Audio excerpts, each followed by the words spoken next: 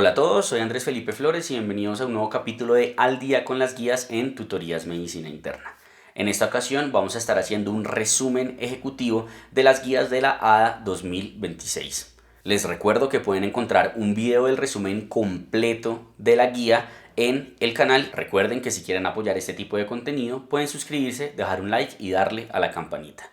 Además, los invito a seguirme en mi Instagram personal, @andresf.med, por donde estoy compartiendo con ustedes muchísimo contenido académico. Y aprovecho la ocasión para invitarlos a adquirir mi diplomado de medicina interna que está disponible en la plataforma de www.grupomedi.com. Este diplomado, al igual que el resto de la oferta académica que tenemos disponible para ustedes, es actualizado, de la más alta calidad, 100% virtual y asincrónico y altamente interactivo. Además de contar con certificación con validez tanto nacional e internacional respaldada por sociedades científicas de prestigio. Finalmente les recuerdo que esta presentación, al igual que muchas de las otras presentaciones que he expuesto en el canal, las encuentran en Studypool. El link de todo lo que les he mencionado lo encuentran en la descripción.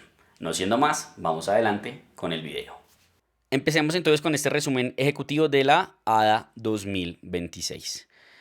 Como introducción, se define la diabetes como un conjunto de condiciones que generan una alteración en el metabolismo de la glucosa, que llevan a una subutilización de la glicemia, pero con una mayor producción de la misma, lo cual lleva a un estado de hiperglicemia persistente.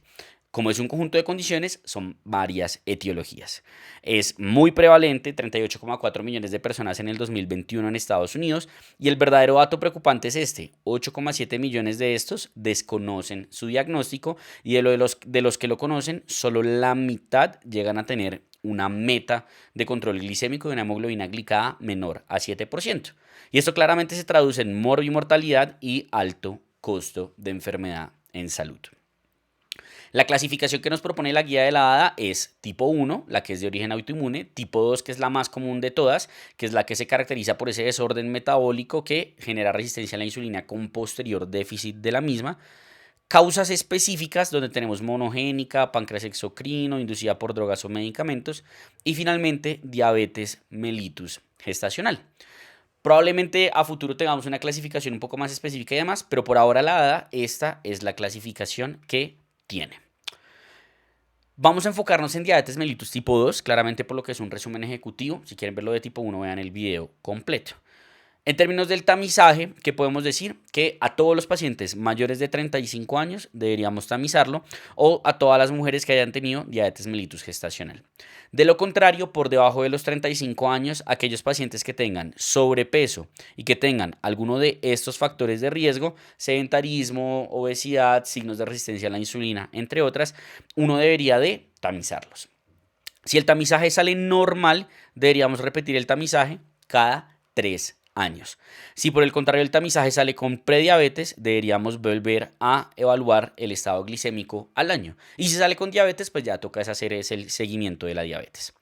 Adicionalmente, en pacientes que están con corticoides, con estatinas, con tiazidas, con antipsicóticos de segunda generación, que tienen infección por VIH y que se les inicia una medicación antirretroviral, también se les debe de tamizar para esta enfermedad.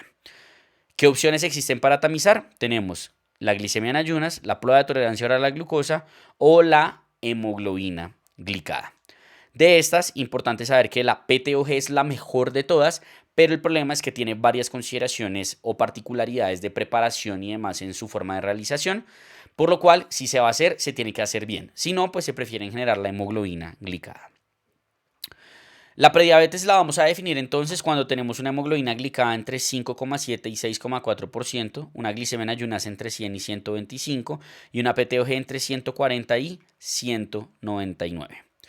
Esto es importante porque, en primer lugar, tiene un mayor riesgo de progresión a diabetes, el cual podemos detener, podemos hacer que el paciente no progrese a diabetes. Y lo otro es que tiene un mayor riesgo cardiovascular y se suele acompañar de otras enfermedades cardiovasculares que amerita buscar cuando el paciente es diagnosticado con esta condición.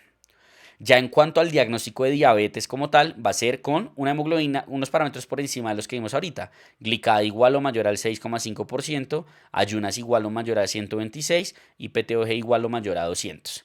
Para confirmar el diagnóstico, uno necesita dos de estos resultados alterados, sea que se tomen al mismo tiempo o sea que yo confirme un resultado alterado en una segunda ocasión. ¿Cuál sería el único escenario en el cual no necesito hacer una confirmación diagnóstica? Cuando un paciente me debuta con una glicemia al azar mayor a 200 y tiene síntomas de hiperglicemia. Entiéndase por síntomas de hiperglicemia las famosas PES: pérdida de peso, poliuria, polidipsia, polifagia, o que tenga una crisis hiperglicémica al momento del diagnóstico. Si yo diagnostico prediabetes, el manejo se va a enfocar principalmente en lo que es la prevención. Y esto también debería aplicar incluso a pacientes que no tienen prediabetes, pero que están en riesgo de tenerla. ¿En qué consiste la prevención? Un adecuado manejo del peso, reducción de por lo menos 7 a 10% del peso, una adecuada nutrición, en donde nutrición mediterránea y DASH es quizá lo que más tiene evidencia. Lo que definitivamente no debemos recomendar es dieta cetogénica.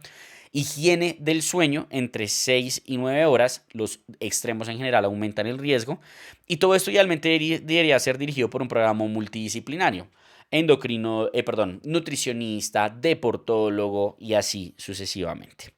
Para esto se busca una actividad física de por lo menos 150 minutos a la semana, idealmente de predominio aeróbico, con aproximadamente unas 75 minutos de fuerza. En términos de medicación para prevenir la diabetes, realmente en prediabetes el único medicamento que tiene una recomendación formal es la metformina, que se indica en pacientes que cumplan ciertas características, que tengan entre 25 y 60 años y que presenten alguna de las siguientes: índice de masa corporal igual o mayor a 35, una glicemia en ayunas mayor a 110, una glicada mayor a 6%, o mujeres que hayan tenido un antecedente de diabetes mellitus gestacional. De resto, no hay ninguna recomendación de utilizar medicamentos como tal en prediabetes. ¿Listo? ¿Por qué? Porque solo en esa población la metformina es igual a los cambios en estilo de vida para prevenir la progresión a la diabetes. Y si se inicia metformina, siempre tener en consideración el déficit de vitamina B12. Se habla de que en pacientes que están con corticoides a dosis altas o con inhibidores del PI3K alfa, uno pudiera considerar como estrategia preventiva la metformina, pero pues digamos que eso no tiene tanta evidencia. La guía pues sí lo menciona como tal en el texto. Una vez yo diagnostico entonces que mi paciente tiene diabetes, ¿cierto? Pues debo de controlarlo. Y el control se hace en general con hemoglobina glicada. Ese control se debe hacer obviamente al momento del diagnóstico, pero después de eso por lo menos 2 veces al año o más frecuentemente, que sería cada 3 meses, en pacientes que no han logrado metas, que le cambiamos el tratamiento, que tiene hipoglicemia o hiperglicemia severa. ¿Listo? Debo tener en mente que la hemoglobina glicada, si bien es un excelente parámetro para ver ese control de la diabetes en los últimos meses, puede tener variaciones en términos de precisamente la hemoglobina. Cuando tengo enfermedades que alteran la hemoglobina, pues eso me hace perder credibilidad de la hemoglobina glicada. En estos casos puedo utilizar otras estrategias como la fructosamina, el monitoreo continuo de glucosa o incluso la albúmina glicada. Si yo utilizo un monitoreo continuo de glucosa, debo saber que existen varios tipos. Existe el monitoreo continuo de glucosa, que sería como el de tiempo real, que es el que el paciente tiene el monitoreo y está ahí todo el tiempo. El intermitente, que es el que se siente que tiene que estar escaneando. Eso puede ser, digamos que a largo plazo o solo por un tiempo en particular si uno lo necesita, que es lo que se llama el monitoreo profesional. Pero independiente de lo que se haga, si uno utiliza un monitoreo continuo de glucosa, lo importante es saber interpretarlo. ¿Cómo se interpreta entonces? Uno tiene varias variables. La primera es el tiempo de uso, ¿cierto? Lo ideal es que el paciente lo tenga como mínimo 14 días y por más de 70% del tiempo registrando para que sea creíble. Tiene una glucosa media, ¿cierto? Tiene el GMI, que es una aproximación a la hemoglobina glicada. Tiene un coeficiente de variación, que es lo que me determina el riesgo de hipoglicemia, que debe ser menor al 36%. Y tiene un tiempo en el rango, que es entre el 70 y 180. Dos variables de tiempo por encima del rango y dos variables de tiempo por debajo del rango. Cada una tiene como su meta en términos porcentuales. Y me lo deben registrar así. ¿Listo? Debe ser estandarizada la forma en la cual me reportan a mí un monitoreo continuo de glucosa. La meta, entonces, en términos de la hemoglobina glicada para uno establecer ese control, en general va a ser del 7%. Aquí dice, most adults, 7%.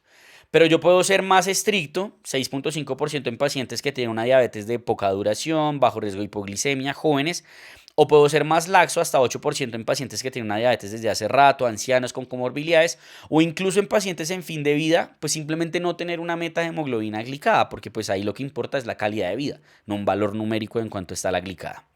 Lo que sí sabemos es que con las tecnologías que tenemos ahorita podemos lograr de forma más segura y más efectiva estas metas cada vez más estrictas, por lo cual cada vez es más probable que veamos pacientes que llegan a las mismas o en quienes consideramos las mismas. ¿Qué es lo fundamental? Obviamente hay que evaluar que el paciente tenga un adecuado control glicémico, pero es de vital importancia prevenir la hipoglicemia, porque la hipoglicemia es más mortal que la hiperglicemia. Entonces todos los pacientes siempre deben estar valorándose a ver si tienen o no una hipoglicemia, y si llega a ser así, eso me debe obligar a hacer un cambio como tal en el tratamiento de mi paciente. Entonces, si tengo un paciente con diabetes mellitus tipo 2, su manejo va a incluir el manejo no farmacológico, que es lo que ya hablamos en términos de prevención de prediabetes, y un manejo farmacológico. Para el manejo farmacológico, lo primero que yo me voy a preguntar es si mi paciente tiene alguna de las siguientes comorbilidades: enfermedad cardiovascular aterosclerótica establecida o otros indicadores de muy alto riesgo cardiovascular, falla cardíaca o enfermedad renal crónica. Si mi paciente tiene alguna de estas, ¿cierto? En el caso de el componente cardiovascular, voy a preferir el manejo con los GLP-1 o con ISGLT2, prefiriendo los SGLT1. Si tiene falla cardíaca o tiene enfermedad renal crónica, voy a preferir los inhibidores del SGLT2 como principal estrategia, y en enfermedad renal crónica puedo considerar los GLP-1, particularmente el semaglutides, que es el que tiene estudio, como estrategia de opción de manejo, ¿cierto? Y además de eso, incluyeron ahora en esta nueva guía en el algoritmo considerar el riesgo de hígado graso. Si considero que mi paciente tiene un hígado graso, puedo considerar también, o es una razón más para favorecer, el uso de los GLP-1 con o sin pioglitazona, ¿cierto? Pero idealmente utilizar los GLP-1. Si mi paciente no tiene ninguna de esas comorbilidades, lo que voy a evaluar es si el peso es algo importante para mí, reducir el peso. Si sí, voy a utilizar medicamentos que tengan un alto efecto en el peso, como van a ser principalmente los análogos del GLP-1. Y si no es así, lo que voy a buscar principalmente es evitar hipoglicemia, y de esa manera pues voy a tratar de prevenir utilizar los medicamentos que más riesgo tienen de hipoglicemia, como sulfonilurias o como tiazolidinedionas. Si ustedes se dan cuenta, en general un paciente debería tener o inhibidor de SGLT2 o análogo de GLP-1 o los dos. Si tengo un paciente que no tiene ninguno de esos dos medicamentos, revalúe el tratamiento. Lo más seguro es que tenga alguna razón para utilizarlos. Y muy importante que sepamos que tenga uno no contraindica el uso del otro. De hecho, hay esta recomendación en la guía de que utilizar los dos puede tener un efecto aditivo precisamente para todos estos beneficios cardiovasculares. Entonces, eso es lo primero que yo voy a establecer. ¿Tiene o no tiene comorbilidades? ¿Cuál va a ser mi medicamento de elección? Pero puede que un solo medicamento no sea necesario. Puede que entrar un paciente requiera terapia dual. ¿Cuándo? Cuando ese paciente tiene una hemoglobina glicada que está más de 1.5% lejos de la meta que yo me establecí. Cuando tiene una enfermedad cardiovascular establecida. Yo en esos escenarios debería de considerar de entrada terapia dual. Y también tengo que saber cuándo, a pesar de que puedo no iniciar esos medicamentos, mi paciente necesita de insulinoterapia. Va a necesitar insulinoterapia cuando debuta con una hemoglobina glicada mayor a 10% o con una glicemia mayor a 300 sumada a síntomas de hiperglicemia, que son estos síntomas de fallo de célula beta. Ahora, puede existir un escenario en donde yo tengo un paciente que estoy en manejo con antidiabéticos orales, ¿cierto? O con GLP-1 en su caso, y yo ya he adicionado 2 o 3 medicamentos y nada que logre un adecuado control glicémico. En esos escenarios, pues yo ya me tengo que empezar a plantear la necesidad de insulinizar a mi paciente. Siempre en inyectables, primero me van a decir, primero considere el GLP-1, pero honestamente en este momento sería una falta de respeto, si uno tiene los medios, que alguien llegue a este punto y no tenga un GLP-1, ¿cierto? Entonces asumamos que va a tener el GLP-1. Si tiene el GLP-1 y a pesar de eso no está en metas, entonces lo que yo tengo que hacer es iniciarle una insulina. ¿Cómo voy a iniciar insulina? Voy a iniciar esa insulina con una insulina basal, de Gluderc o Glargina. De Temir ya no la producen, entonces de Gluderc o Glargina. Voy a iniciar a 10 unidades o a 0.1 a 0.2 unidades kilo por día. Y le voy a enseñar a mi paciente a monitorizarse con las glucometrías preprandiales. Le voy a decir, vea, sus glucometrías preprandiales tienen que estar menores a 130. Si usted se da cuenta que todo el tiempo está por encima de 130, cada 3 días le va a subir 2 unidades a esa insulina basal.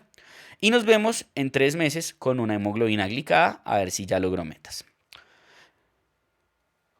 Importante, cuando debo considerar que mi paciente tiene una sobrevasalización, es decir, más dosis de basal de la que necesitaría. Cuando la diferencia entre la glucometría de la mañana y de la noche es mayor a 50 miligramos por decilitro y cuando se acompaña de una importante variabilidad glicémica. Entonces, mi paciente me llega con la hemoglobina glicada a los 3 meses. Si está en metas, perfecto, lo dejo así. Si no está en metas, entonces le tengo que poner su primera insulina preprandial, que puede ser Lispro, puede ser Aspart, o en su defecto glulicina, o en su defecto insulina regular humana. ¿Cómo voy a iniciar ese primer bolo? Lo voy a poner en la comida más grande, que usualmente va a ser la del almuerzo, y se lo voy a poner a 4 unidades o al 10% de la dosis de insulina basal que manejaba el paciente, ¿cierto? Y lo mismo, le voy a enseñar a monitorizarse las glucometrías. Si él se está poniendo el bolo preprandial antes del almuerzo, la glucometría que me va a mostrar el efecto de esto va a ser la que él se toma antes de la cena. Entonces yo le voy a enseñar, vea, si todas sus glucometrías están por encima de 130 en este momento, le va a subir 1 a 2 unidades a esa insulina preprandial. Pero si todas las insulinas están voladas por encima de 130, va a seguir subiéndole usted de a 2 unidades a la basal. Y nos vemos en 3 meses. Si la glicada está bien, perfecto. Si no, segundo bolo. Repito la historia, nos vemos en 3 meses. Y si sigue mal, tercer bolo y ya. De ahí en adelante, seguir subiéndole a la dosis de la insulina. En cuanto a lo que es el uso de tecnología en diabetes, hay 2 formas de utilizar la tecnología en diabetes en estos momentos. Dispositivos que me ayuden con una administración de insulina más eficaz o con una medición de la glicemia más eficaz.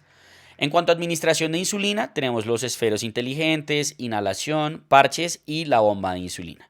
Y en cuanto a medición de glucosa, tenemos la glucometría y el monitoreo continuo. ¿Qué es fundamental? Si yo utilizo tecnología en diabetes, la educación y que el paciente comprenda es obligatorio. Y algo importante también a saber es que si bien esta tecnología anteriormente se utilizaba principalmente para diabetes tipo 1, ya sabemos que eso no es un requerimiento. ¿Listo? También se puede considerar en diabetes mellitus tipo 2.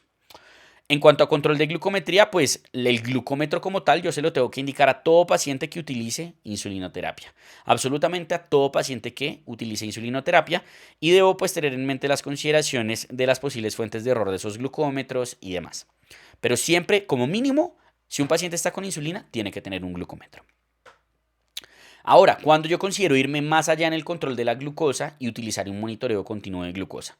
Como les había dicho, tengo el de tiempo real, tengo el intermitente y tengo unos que se venden ahorita como OTC, o sea, over the counter, como en farmacias, ¿cierto? O el profesional, que es el que yo les dije que es un paciente que ya no se queda con monitoreo el resto de la vida, sino que son solo 14 días y ya. ¿Quiénes son candidatos a esto? Pacientes que tienen manejo sobre todo con múltiples dosis de insulina, con riesgo de hipoglicemia, embarazadas. ¿Listo? Todos, pues por ahora la respuesta es no, ¿cierto? La plata no da para eso. ¿Qué logra el monitoreo continuo de glucosa? Reducción en hemoglobina glicada y reducción de hipoglicemia. Ahora, en cuanto a la administración de la insulina, idealmente todos deberían tener administración de insulina como mínimo con esferos, no con agujas, ¿cierto? Y el paso adicional sería la bomba de insulina o los dispositivos de administración y infusión continua de insulina. Puede ser solo el dispositivo con la infusión continua o pueden ir acompañado de un sensor que sería el monitoreo continuo de glucosa y según eso se clasifican las bombas en estos 4 tipos. ¿Quiénes son candidatos a esto? Definitivamente diabetes tipo 1 y diabetes tipo 2 que tengan múltiples dosis de insulina, sobre todo que tenga un alto riesgo de hipoglicemia. Ya en cuanto al seguimiento, más allá de la hemoglobina glicada, pues tengo que hacer seguimiento de un montón de cosas. La misma guía nos dice, como ve, hay una lista enorme, pero pues individualice en cada caso. Ese seguimiento debe ser inicialmente cada 3 a 6 meses y luego máximo anualmente es que uno tiene que hacer el seguimiento. Y dentro de ese seguimiento y dentro del manejo de la diabetes va el manejo de otras comorbilidades. Vamos a hablar pues de las más importantes. Primera comorbilidad importante, obesidad. Para la obesidad, el manejo farmacológico lo voy a indicar en aquellos pacientes que tengan índice de masa corporal mayor a 27, en cuyo caso lo primero es utilizar un medicamento que me sirva para las dos cosas, para obesidad y para diabetes, que puede ser el análogo del GLP-1 o el análogo dual que sería el tirzepatía. Puedo considerar otros medicamentos como Orlistat, fentermina, topiramato y voy a considerar que es efectiva la terapia cuando tengo una reducción de más de 5% de peso en 3 meses. Otra opción de manejo es el manejo quirúrgico o la cirugía metabólica, que se va a indicar en aquellos pacientes que tengan índice de masa corporal mayor a 30. La cirugía metabólica es muy costo efectiva porque puede lograr incluso remisión de la diabetes, al igual que el manejo de la obesidad. Entonces, es importante tenerla en consideración. Si se va a implementar, pues eso tiene que ser valorado por un equipo multidisciplinario y un montón de cosas, y lo mismo el seguimiento posterior. Y algo importante es que no excluye el uso de la farmacoterapia. En cuanto a otras comorbilidades, pues tenemos todo el manejo del riesgo cardiovascular, centrado principalmente en presión arterial y manejo lipídico. Para esto, pues siempre es importante determinar el riesgo cardiovascular, igual por el simple hecho de tener diabetes de entrada, casi siempre tiene un riesgo moderado a alto, y lo que puede ser es que pase de ser alto a un riesgo muy alto, ¿cierto? Dependiendo de eso. ¿Con qué determinar el riesgo cardiovascular? Eso depende de cada país. Aquí en Colombia tenemos nuestra estrategia de nuestros 4 pasos del consenso, en las guías americanas se utilizan el ASCVD, en las guías europeas se utilizan el SCORE, entonces pues básicamente el que esté validado en su población. Para la hipertensión, digamos que voy a definir hipertensión como más de 130-80, como dice la AJA, y voy a buscar una meta de menos de 130-80, ojalá de menos de 120, sobre todo porque ya tengo estudios como el BP Road y el ESPRIT, que es exclusivamente dedicado, el BP Road particularmente es exclusivamente en diabéticos. ¿Cómo voy a hacer el manejo? Si el paciente está entre 130 y 150 y entre 80 y 90, le inicio un solo medicamento. Si tiene albuminuria, ese medicamento va a ser IECA vara 2. Si no tiene proteinuria, puede ser cualquiera. ¿Listo? De los de primera línea. Mientras que si tiene más de 150-90, le voy a iniciar 2 medicamentos. Y si tiene albuminuria, sí o sí uno de esos medicamentos, pues debe ser un IECA vara 2. Y luego voy intensificando la terapia según como sea necesario. En cuanto a la dislipidemia, en términos de prevención primaria, ¿cierto? En términos de prevención primaria, si el paciente tiene más de 75 años, pues lo discuto, lo mismo si tiene menos de 40 años, pero si está entre 40 y 75 años, en general se va a ir o con estatina de moderada o con estatina de alta intensidad. Por el contrario, si estoy en prevención secundaria, es un paciente que ya tiene enfermedad cardiovascular aterosclerótica establecida, de entrada me voy con estatina de alta intensidad y si no funciona, sea arriba o abajo, considero adicionar el ezetimibe, los manejos dirigidos al PCSK9 o incluso el ácido bempedóico. La meta en general va a ser de menos de 70 o menos de 55 de miligramos por decilitro de LDL. La hipertrigliceridemia en general solo se maneja en paciente con riesgo cardiovascular cuando está mayor a 150 pese a las estatinas. Y mayor a 500 se maneja es para reducir el riesgo de pancreatitis, en cuyo caso se pueden utilizar los fibratos. En este escenario del riesgo cardiovascular se prefiere el icosapentil. ¿Listo? En cuanto a la esteatosis hepática, pues lo importante a saber es que la debo de tamizar. Los pacientes con diabetes, fíjense que tienen una prevalencia de más del 70% en diabetes tipo 2. Entonces, ¿qué es lo que debería hacer yo? Hacer un FIB4, ¿cierto? El FIB4 pues básicamente incluye unos paraclínicos muy básicos del perfil hepático. Si el FIB4 está menor a 1.3, listo, mi paciente no tiene riesgo de cirrosis y le hago FIB4 cada 1 a 2 años. Si está mayor a 1.3, sobre todo mayor a 2.67, lo mando de patología. Si está entre 1.3 y 2.67, le hago un fibroscan y si el fibroscan me sale con más de 8 kilopascales, lo mando de patología por alto riesgo de, ya no que tenga esteatosis hepática, sino que tenga fibrosis asociada. Y si llega a ser así, pues lo que debo hacer es manejo, que el manejo básicamente depende de los factores de riesgo y ya manejo dirigido a la esteatosis, que va a ser en aquellos pacientes que tengan fibrosis. ¿Listo? ¿Qué puedo utilizar acá? El resmetirón o los análogos de GLP-1 que también ya tienen aval de FDA. Y puedo considerar la cirugía metabólica. Otro, digamos, como aspecto del manejo de la diabetes es el manejo del paciente intrahospitalario. El manejo del paciente intrahospitalario, lo que tengo que saber es que a todos los pacientes diabéticos al ingreso les tomo la glucometría. Si esa glucometría es mayor a 150, les debo tomar una hemoglobina glicada y hacer control glucométrico. Y si tienen si tienen 2 o más glucometrías en menos de 24 horas mayores de 180 miligramos por decilitro, les debo de iniciar manejo. ¿Con qué? Con insulinas. Puede ser en un esquema basal bolo o puede ser en un esquema basal plus o en infusión. La infusión es solo en UCI o en crisis hiperglicémicas. De resto siempre estoy entre basal plus y basal bolo. ¿Listo? Y debo hacerle un seguimiento con glucometrías preprandiales buscando una meta de 140 a 180 o de 100 a 180 en escenarios no críticos. En general, 140 preprandial es lo que voy a buscar y según eso pues voy haciendo los ajustes como sea necesario. En cuanto a las crisis hiperglicémicas, pues digamos que la forma en la cual las voy a diagnosticar es con los criterios que tenemos del último consenso del año pasado. La cetoacidosis diabética la voy a definir o la voy a diagnosticar en un paciente que tenga historia de diabetes o glicemia mayor a 200, evidencia de cetonemia o de cetonuria y acidosis metabólica dada por un pH menor a 7.3 o, muy importante es o, no es I, o un bicarbonato menor a 18. Y el estado hiperosmolar hiperglicémico lo voy a diagnosticar con una glicemia mayor a 600, una osmolaridad efectiva mayor a 300 o total mayor a 320 y que no tenga evidencia de las otras dos o puede tener que cumpla los dos criterios que sería un estado mixto. Dentro de lo nuevo que tenemos aquí es que uno le puede ofrecer a los pacientes tiras de cetonemia, ambulatorias para que ellos mismos se hagan automanejo de una cetoacidosis diabética leve y eso se ha visto que reduce hasta en un 50% las hospitalizaciones en relación a esta enfermedad. Pero no, si no es así, sino que el paciente pues llega a urgencias y cumple los criterios diagnósticos, uno debe hidratarlos muy bien, iniciarles insulina en general endovenosa, salvo que sea una cetoacidosis leve, en cuyo caso se puede hacer manejo subcutáneo con 0.1 unidades internacionales por kilo de bolo y luego 0.1 cada hora o 0.2 unidades por kilo cada 2 horas. En el caso de la insulina endovenosa, si es por cetoacidosis, le pongo 0.1 unidades kilo hora con un bolo previo de 0.1 unidades kilo. Y si es estado hiperosmolar, le inicio a 0.05 unidades kilo hora. Y lo que voy haciendo es irlo monitorizando. Si la glicemia llega a estar menor de 250, le monto dextrosa en agua destilada y continúo hasta que cumpla estos criterios de resolución. Siempre recordar que antes de poner insulina endovenosa debo de verificar el potasio.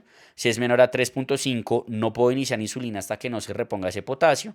Si está entre 3.5 y 5 le pongo 10 a 20 mil equivalentes de potasio por cada litro de solución administrada. Y si es mayor a 5 lo único que tengo que hacer es vigilarlo. En cuanto a la hipoglicemia se define en diabetes en 3 niveles: menor a 70 es nivel 1, menor a 54 es nivel 2 y cualquier valor que requiera de asistencia para resolver el episodio va a ser nivel 3. En estos escenarios, la forma de manejarlo siempre va a ser con 15 gramos de glucosa, sea vía oral o vía endovenosa, o con glucagón si el paciente tiene disponibilidad. Después de los 15 gramos, a los 15 minutos se verifica la glucometría y si no ha sido efectivo, repito el ciclo. Como hoy 15 gramos endovenosos con 150 cc dextrosa en agua destilada al 100%. Y como ya habíamos mencionado antes, siempre valorar el riesgo de hipoglicemia, sobre todo hipoglicemia inadvertida. Y ya en cuanto a complicaciones no agudas sino crónicas de la diabetes, quizá la que más vale la pena hablar es la nefropatía diabética. Para el manejo de la nefropatía diabética, pues recordar que siempre debo hacer un manejo de todo el riesgo cardiovascular y un manejo de la proteinuria si el paciente lo tiene, y ese manejo en general va a ser con IECAS, ¿cierto? Adicional a eso, el manejo de la diabetes va a incluir los inhibidores del SGLT2 y se puede considerar el uso de los análogos del GLP-1. Y en pacientes que persistan proteinúricos, los antagonistas de receptor mineralocorticoide no esteroideo, que van a ser el finerenone, pueden ser una consideración particular, al punto de que incluso ahorita, si un paciente ya tiene IECA varadosa a dosis máxima tolerada, puedo iniciar de forma concomitante el inhibidor del SGLT2 y el antagonista de receptor mineralocorticoide, como se evidenció en un estudio publicado el año pasado. Con eso terminaríamos entonces este resumen ejecutivo de la ADA. Espero que les haya gustado. Cualquier duda que tengan, déjenla en los comentarios y trataré de responderla lo más pronto posible. Y si quieren seguir aprendiendo con nosotros, lo pueden hacer con el video que está en sus pantallas.